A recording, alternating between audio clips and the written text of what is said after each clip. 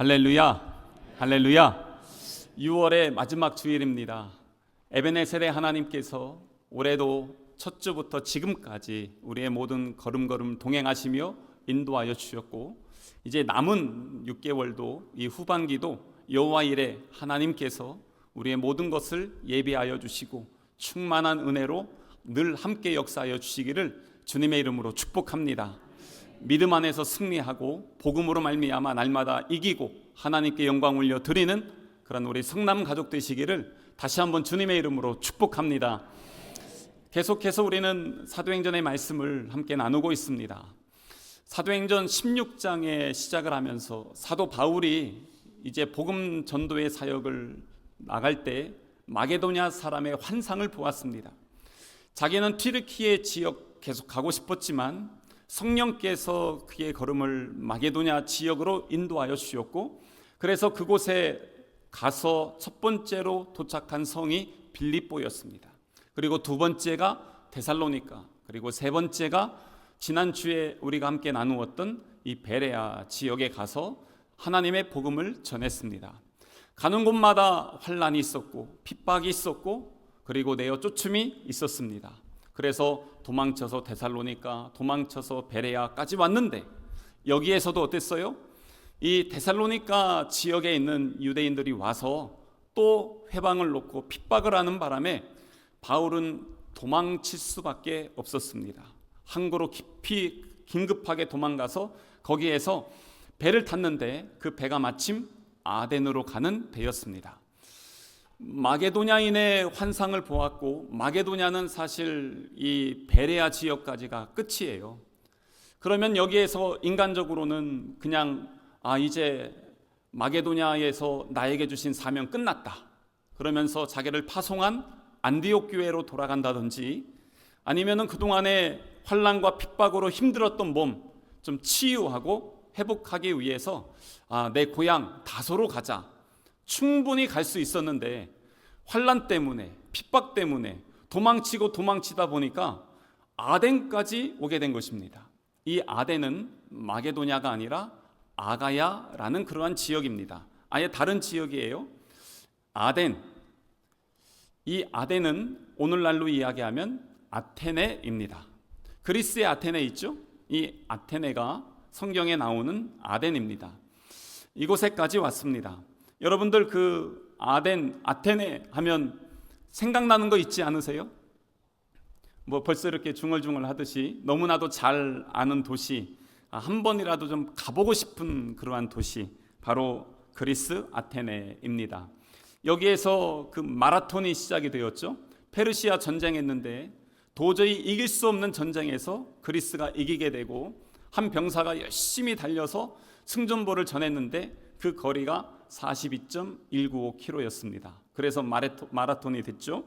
그리고 또한 이곳에는 광장들이 있었고 수많은 사람들의 그 변론과 논쟁, 그걸 통해서 민주주의가 꼽혔던 곳, 그곳이 바로 이 아테네입니다. 또한 헬라 문화의 중심지이고 신화들이 가득한 곳이 바로 이 아테네입니다. 게다가 여러분들 잘 아시는 소크라테스, 아리스토텔레스, 의학의 아버지인 히포크라테스, 그리고 피타고라스, 이런 사람들이 다 여기 그리스 아테네에서 학문과 의학과 철학들, 이 모든 것들 발전시킨 도시, 그곳이 바로 아테네입니다. 근데 여기에 또 중요한 게 하나 있습니다. 그게 뭐냐면 파르테논 신전이라고 하는데요. 이 파르테논 신전은 세계 문화유산 1호입니다. 그만큼 대단한 그러한 신전인데, 이 신전은 왜 지었냐면 그 제우스의 딸인 아테나를 기념하는 그러한 신전이었습니다.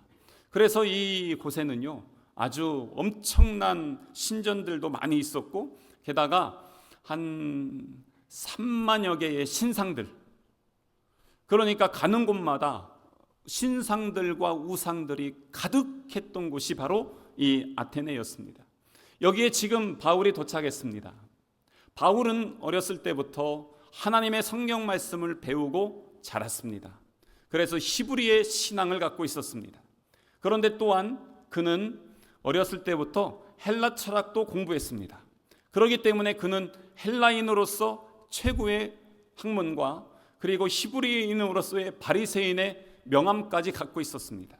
그렇기 때문에 바울은 이곳에 올 때 아마 상당한 기대감이 있었을 거예요. 가보진 못했고 어렸을 때부터 들었고 배웠던 그 학문의 본거지, 여기에 지금 사도 바울이 들어오게 된 것입니다. 아우, 참 감사하죠. 멋진 일입니다. 그래서 이곳에서 이제 바울이 어떻게 하면은 하나님의 복음을 증거할 수 있을까? 배를 타고 320km를 왔습니다.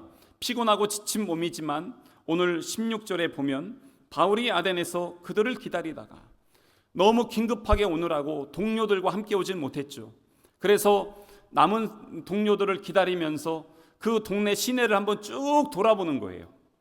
그렇게 돌아보고 있을 때 16절에 보면 그 성에 우상이 가득한 것을 보고 마음에 격분했다는 것입니다. 여기에서 이 격분했다라는 것이 무엇일까요? 그게 발작하는 분노라는 의미가 있습니다. 그러니까 딱 보자마자 확 뭐가 치밀어 오른 것입니다. 그걸 우리 용어로 하면 거룩한 분노라고 그렇게 이야기를 합니다. 그래서 여기에 왜 그렇게 했냐?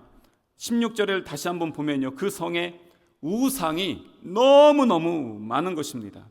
신전도 많이 있었고요, 게다가 거기에는 공식 우상만 300여 개가 됐습니다. 신당만 3만 개가 있었습니다. 그러니 가는 곳마다 신상과 신당을 밟지 않고선 갈 수가 없는 동네가 바로 이 아테네였습니다. 여러분 참 아이러니하지 않나요? 왜냐하면 학문, 의학, 철학 그리고 민주주의가 꼽혔던 이곳에 우상이 그렇게 많은 거예요. 허황된 신화들이 그렇게 넘쳐나고 있는 것이에요. 그러니 뭔가 안 맞을 것 같은데 이것들이 너무나 잘 섞여서 있는 도시가 바로 아테네였습니다. 그 네로 있잖아요. 네로의 스승인 세네카는 이 지역 사람이거든요. 근데 이 사람이 뭘 했냐면 달도 좋은 양분을 먹고 살아야 건강하게 움직인다고 생각해서 달에게 항상 제사를 지냈답니다.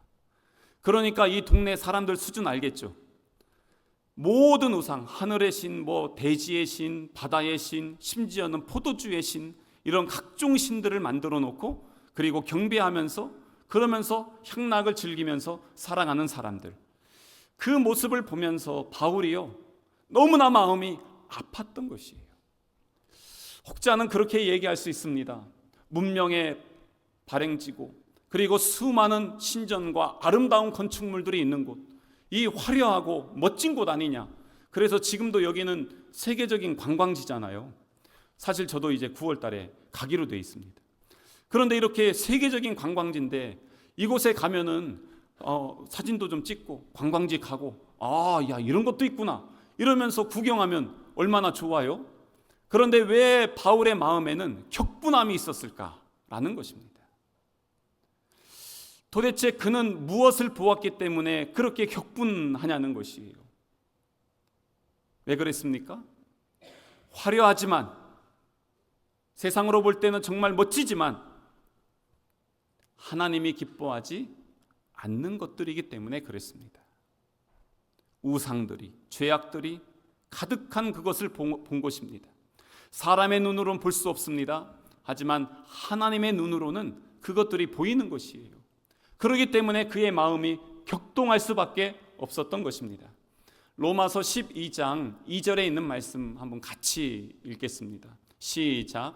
너희는 이 세대를 본받지 말고 오직 마음을 새롭게 함으로 변화를 받아 하나님의 선하시고 기뻐하시고 온전하신 뜻이 무엇인지 분별하도록 하라. 아멘. 너희는 이 세대를 본받지 말라는 것입니다. 이 세대가 어땠습니까?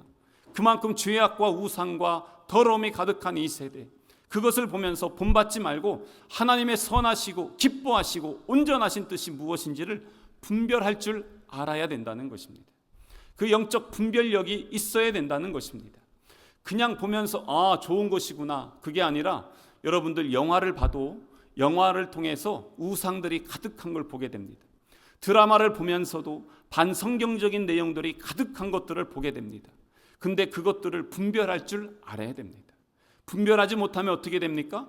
그냥 우상의 것들, 죄악된 것들인데 모르고 그냥 받아들여요.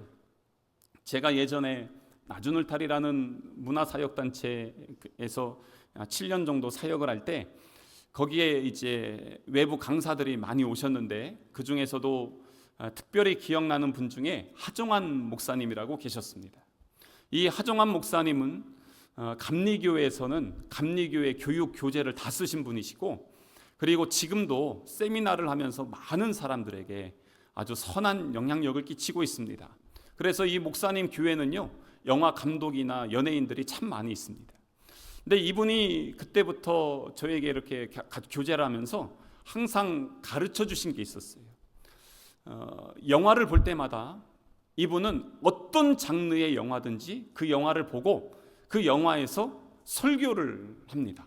영화 설교를 합니다. 최근에도 영화 설교 세미나를 감리교 신학대학교에서 진행을 하셨습니다. 어떻게 그럴 수 있습니까? 그랬더니 하나님의 마음, 하나님의 말씀으로 세상을 보고 문화를 보고 거기에서 하나님께서 주신 마음을 가지고 복음을 전하는 것이 우리의 사명이다. 그래서 저에게는 그때 내 모든 자료를 다 줄 테니까 그거 가지고 마음껏 활용을 해라 그랬었어요. 제가 우리 성남교회 와서 한번 해보려고 했더니 아직 분위기는 좀 아닌 것 같아서, 예배 때 막 영화 틀고 그러면 조금 낯설어 하실 것 같아서 하지는 않았는데, 하여튼 저에게는 많은 그 인사이트를 주셨던 그러한 목사님이셨습니다. 지금 일본에 가면은요, 일본에는 800만 종의 우상들이 있습니다. 힌두교에는 3억 3천의 우상이 있습니다. 근데 그런 것들을 보면서 그냥 뭐 괜찮네, 보기 좋네, 관광지네 이러면서 그냥 다 받아들여야 되냐는 것입니다. 저는 요즘 안타까운 게 무슨 그 어린이집이나 유치원에서도 해마다 요즘 정례 행사가 되는 것 같은데 할로윈 파티를 합니다. 이거 왜 하나 모르겠어요? 아니 귀신놀이를. 근데 이게 미국에서 왔어요. 부모님들 얘기를 들어보면 다 하기 싫은데 이게 무슨 안 하면 안 되는 것처럼 자연스럽게 돌아가는 게 이 세대입니다. 그래서 로마서 12장 2절에 말씀하는 것입니다. 너희는 이 세대를 본받지 말라. 그리고 하나님의 선하시고 기뻐하시고 온전하신 뜻이 무엇인지를 분별하라는 것입니다. 외국만 그렇습니까? 우리나라는 안 그렇습니까? 우리나라의 가장 기독교 큰 이슈 중에 하나가 뭐죠? 동성애입니다. 동성애는요, 차별금지법과 여러 가지로 연결되어 있는데 그 전 세계에서 그땐 그랬어요. 6년 전에 유일하게 그런 조례를 막았던 동네가 여기 충청도입니다. 여기 서산, 저희 내포까지 다 가서 데모하면서 통과하지 못하게 얼마나 애를 썼습니까? 그렇게 하면서 참 애썼습니다. 우리 사람들, 대한민국 사람들 삶에는요, 무속이 자연스럽게 녹아져 있는 것을 볼 수 있습니다. 예전부터 하늘의 해와 달과 별들 천지신명하면서 얼마나 빌고 또 빌었는지 모릅니다. 길만 가도 뭐 이것저것 나무 세워놓고 거기에 절하고, 산에 올라가면 돌탑 쌓아놓고 이러고 빌고 있고, 아주 우리 안에는요 그러한 우상들이 가득해 있는 걸 볼 수 있습니다. 저는 그런 거 보면요 괜히 막 이렇게 발로 차서 무너뜨리고 싶고 막 그래요. 그런데 왜 그렇습니까? 그런 것들을 보면서 하나님의 마음으로 보는 거예요. 하나님의 말씀으로 세상을 보는 거예요. 왜 저런 우상들이 자꾸 사람들에게 역사하고 우리를 무너뜨리냐는 것입니다. 아니 가게를 개업했는데 왜 돼지 머리를 갖다가 잘라놓고 거기 앞에 절하고 있습니까? 그러면서도 그게 꼭 해야 되는 것이고 왜 거기다가 돈다발 꽂고 있습니까? 그런데 그런 걸 보면서도 여러분들 마음에 어떤 마음을 품고 있냐는 것입니다. 사도 바울은요 그런 것들을 보면서 안타까운 마음이 있었습니다. 그래서 그의 마음이 격분했습니다. 그래서 그가 했던 것이 무엇입니까? 17절부터 보세요. 회당에서는 유대인과 경건한 사람들과 또 장터에서는 날마다 만나는 사람들과 변론을 했다는 것입니다. 여기 보면 장소가 두 개 나오거든요. 하나는 회당입니다. 회당은 구약 성경이 있고 유대인들이 있습니다. 하나님을 아는 사람들이 있죠. 그렇기 때문에 구약 성경을 통해서 예수 그리스도를 전합니다. 그래서 뒤에 보면은 그가 그 18절에 보세요. 18절 맨 끝에 보면 이는 바울이 예수와 부활을 전하기 때문이라라. 그가 전하는 게 무엇입니까? 예수 그리고 부활, 이것을 이 회당에 있는 사람들에게 전한 것입니다. 그리고 또한 장터에서 17절에 보면 날마다 만나는 사람들과 변론을 하는 것입니다. 그들에게도 무엇을 외쳤습니까? 예수와 부활을 증거하는 것입니다. 근데 이 장터에서 만난 사람들이 누구냐면 18절에 보면 두 부류의 사람이 나와 있는데 에피쿠로스라는 사람과 스토아 철학자들이 나와 있습니다. 이 사람들은 철학자들입니다. 간단하게 말씀드리면 에피쿠로스 학파는요 쾌락주의자들입니다. 스토아 학파 사람들은요 금욕주의자들입니다. 두 사람들은 생각과 사상과 문화와 철학이 완전히 다른 사람들입니다. 그런데 이 사람들에게 지금 바울이 가서 예수와 부활에 대해서 증거하고 있습니다. 여러분, 들을수록 어땠을까요? 여기 있는 이 그리스 아테네 철학자들이 예수님의 복음을 들을수록 그들의 마음은 어땠을까요? 여기에 수많은 우상들이 있는데 그 우상들은 다 사람들이 만들어낸 것입니다. 그래서 모든 우상은 어디에서부터 시작하냐면 나로부터 시작을 합니다. 하늘의 신, 해와 달과 별들 다 만들지만 그것들이 나에게 도움이 돼야 돼요. 나로 시작해서 결국은 내가 유익을 얻어야 그게 신이에요. 그런데 바울이 전하는 예수님을 보세요. 예수님은 어떻습니까? 예수님이 우리를 먼저 사랑하셨대요. 아니, 내가 먼저 신에게 가는 게 아니라 신이 우리를 먼저 사랑했어. 그리고 또한 그 신이 인간의 몸을 입고 우리에게 오셨대요. 아니, 어떻게 신이 인간이 되지? 왜 낮은 자리로 오지? 이해가 되지 않는 것입니다. 그것도 그래도 어느 정도 그래도 한번 이해해 보겠다. 그런데 부활이라는 것은 더 이상 이해를 할 수가 없습니다. 왜냐하면 신이 우리를 사랑했는데 어떻게 사랑했냐? 죽기까지 사랑했다는 것이에요. 아니, 왜 죽었냐? 그랬더니 우리를 구원하시기 위해서 우리의 모든 죄를 다 짊어지시고 채찍에 맞으시고 십자가에 못 박히시고 돌아가셨다는 것입니다. 죽었으면 끝이냐? 그런 줄 알았더니 부활했다는 것입니다. 그래서 신이신 그분이 인간이 되었고 인간의 모든 죄를 짊어지고 돌아가셨고 그리고 부활하셨다. 이게 그 사람들에게는요 이런 개념이 없는 거예요. 그런데 이 복음을 전하니까 야, 이거 참 신기하고 이상한데 새롭네. 그러면서 이 사람들이 바울을 다시 초청한 것입니다. 바울이 전한 것은요 생복음입니다. 예수 그리스도의 복음입니다. 그런데 이것이 선포되어질 때 거기에 어떤 역사가 일어나는 것일까요? 이 사람들이 초대를 했습니다. 그리고 나서 이 19절에 보세요. 그를 붙들어 아레오파고로 가며 말하기를 내가 말하는 이 새로운 가르침이 무엇인지 우리가 알 수 있겠느냐. 이 사람들은 지금 바울이 전하는 복음을 복음으로 듣는 게 아니라 신선한 새로운 종교, 새로운 우상 뭐 이렇게 받아들이는 겁니다. 그러니까 한번 네가 하는 것 좀 더 들어보고 싶다. 그러면서 아레오바고 광장으로 갑니다. 이게 여기가 어디냐면 요즘 그 우리 포털에 보면은 아고라라는 게 있잖아요. 그게 여기입니다. 여기 올라가면요 파르테논 신전부터 다른 신전들이 쫙 보이고 거기에 우상들이 쫙 깔려 있는 것이 보입니다. 지금 여기에서 사도 바울이 그들에게 복음을 선포합니다. 그 복음을 선포했던 그 내용들이 뒤에 나오고요. 이 내용들은 다음 주에 우리가 좀 더 나눌 것입니다. 근데 여기에서 이렇게 하면서 바울이 여기에서 선포했던 이 복음 있죠? 이게 지금 현재 이 아레오바고 광장에 지금 22절부터 31절까지 동판으로 기록이 되어 있습니다. 그래서 그리스 사람들이 지금도 기념하고 있습니다. 바울이 이곳에 와서 복음을 전한 곳이다. 그렇게 하면서 기념하고 있는 곳이죠. 그런데 여기에서 이렇게 이 에피쿠로스 학파, 스토아 학파 철학자들을 보면서 저도 그런 염려가 되더라고요. 뭐냐면 배우는 걸 참 좋아하거든요. 뭔가 새로운 거 나오면 항상 그것을 탐닉합니다. 이 사람들은 삶의 여유가 있다 보니까 먹고 마시고 배우고 논쟁하는 것 외에는 시간을 쓰지 않았습니다.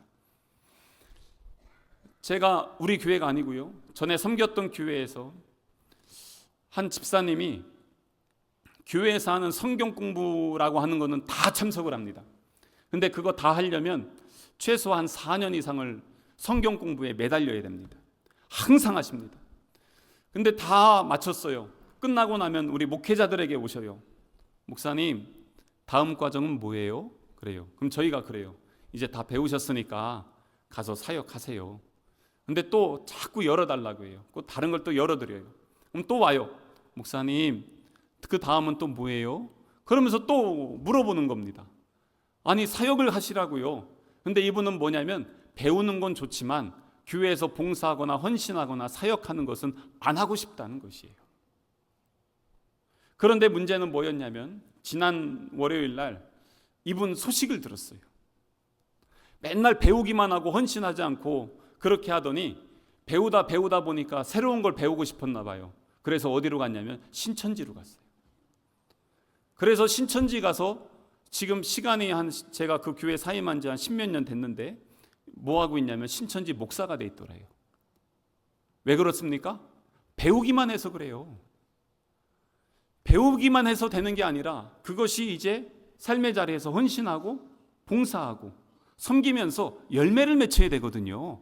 그래야 온전한 성도가 되는데 머리로만 배우니까 그렇게 돼버리는 것입니다. 잘못된 길로 가게 되는 것입니다. 그래서 우리가 고민해 봐야 됩니다. 뭘 해야 되냐면 우상이 있죠. 이 우상은 우리 안에도 얼마든지 자랄 수 있다라는 것입니다. 아까 말씀드렸죠. 우상은 어디로부터 시작한다고요? 나로부터 시작합니다. 내 안에서 시작합니다. 내가 잘 먹고 잘 살고 내가 잘 누리고 내 뜻대로 되고 내가 원하는 대로 이루어지는 것, 그래서 만든 것이 우상들이기 때문에 그렇습니다. 기독교는 어디에서부터 시작됐을까요? 우리가 믿는 기독교는 나로부터 시작된 게 아니라 하나님으로부터 시작됐습니다. 태초에 하나님이 천지를 창조하셨습니다. 하나님이 세상을 이처럼 사랑하사 독생자를 내어 주셨던 것입니다. 그래서 우리의 모든 시작은 하나님으로부터 돼야 됩니다. 여러분, 예배는 나를 위해서 드리는 걸까요? 하나님을 위해 드리는 걸까요? 여러분들이 말씀을 읽고 기도하며 찬양하는 것은 여러분의 유익과 만족을 위해서입니까? 아니면 하나님의 영광을 위해서입니까? 어디에서부터 시작되냐는 것이에요. 당신 왜 교회 나가냐? 왜 기독교 예수 믿냐? 아유, 잘 되려고요. 가면은 이러면서 이런저런 얘기를 하는데 그 출발이 어디냐는 거예요. 이거 우리에게도 민감한 문제이고요. 중요한 문제입니다. 왜냐하면 예전에 제가 수년 전에 신명기 34장 말씀하면서 말씀의 제목을 이렇게 잡았어요. 하나님이 원하시는 나.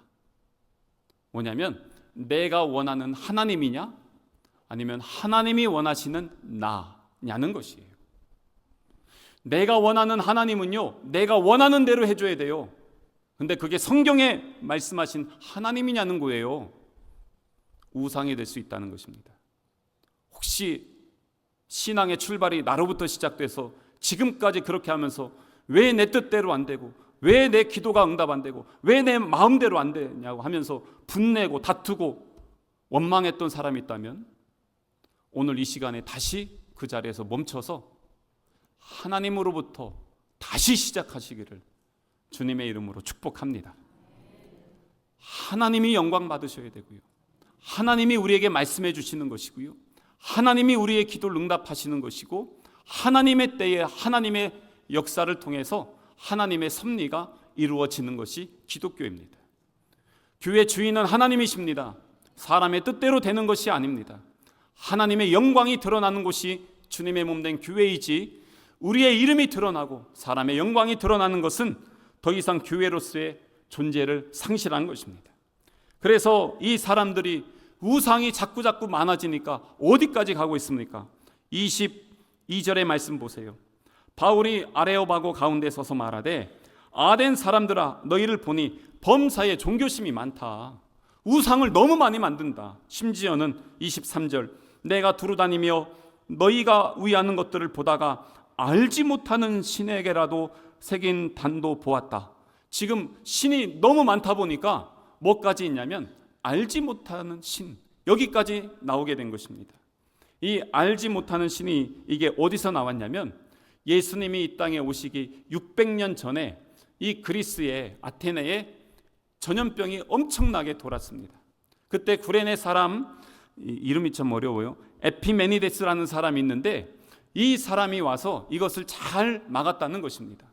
그리고 나서 아테네에 있는 모든 우상들에게 병을 막아줘서 고맙다고 제사를 드립니다. 하나하나씩 다 제사를 드리다가 가만히 생각해 보니까 혹시 우리가 그 신들에게 제사하지 않은 게 있지 않을까? 그러면서 그때 알지 못하는 신을 만들어 놓고 거기에다가 양과 염소를 제물로 드렸다는 것입니다. 그때 예수님 오시기 600년 전부터 알지 못하는 신이 존재했는데 그 이후로 바울이 갔을 때도 있었고요. 역사적 기록에 의하면 그 이후 몇백 년 후에도 여기에 제사를 드리는 사람들이 있었다라는 그런 기록이 있습니다. 사람들이 왜 그럴까요? 자꾸 왜 그 마음이 우상에 빠질까요? 그리고 왜 그곳에 절을 하며 경배를 할까요? 하나님이 없어서 그렇습니다. 복음이 없기 때문에 그렇습니다. 이런 것들이 천주교에도 비슷한 게 있습니다. 천주교에는요, 성인들이라는 게 있습니다. 뭐 성 베드로, 성 바울 이렇게 다 성인들이 있습니다. 그런데 이 성인들이 시간이 지나다 보니까 교황까지 포함하니까 너무 많아졌어요. 그래서 어떻게 하냐면 1월 1일은 누구의 날, 2월 2일은 누구의 날, 그러다 보니까 365명이 넘어가지고 1년에 365명의 누구의 날 하는데 이게 넘쳐버린 것입니다. 그래서 어떻게 하게 됐냐면 11월 1일 날을 모든 성인의 날, 뭐냐면 혹시나 우리가 빼먹은 성인이 있을까 봐 그래서 11월 1일을 모든 성인의 날로 해놓고 지키고 있다는 것입니다. 뭐 하는 겁니까? 성경에선 우리에게 분명하게 이야기하고 있습니다. 모든 사람은요, 의인이 아니라 죄인입니다. 의인은 없나니 하나도 없습니다. 우리는 죄인입니다. 그래서 하나님의 은혜가 필요한 자들입니다. 주님이 우리를 구원하여 주셔야 우리가 사는 것이지 그런 성인들의 도움을 받아야 우리가 구원받는 것이 아니라는 것입니다. 성경은 우리에게 분명하게 말씀해 주고 있는 것입니다. 그래서 우리는 복음을 붙들고 복음을 알아야 되고 복음으로 살아가야 되는 것입니다. 그래서 아까 로마서 12장 2절에 있는 이 말씀처럼 그것을 알아야 돼요. 분별할 줄 알아야 돼요. 그것을 보고 바울처럼 안타까워하는 마음이 우리에게 있어야 돼요. 때로는 격분해야 되는 것이에요.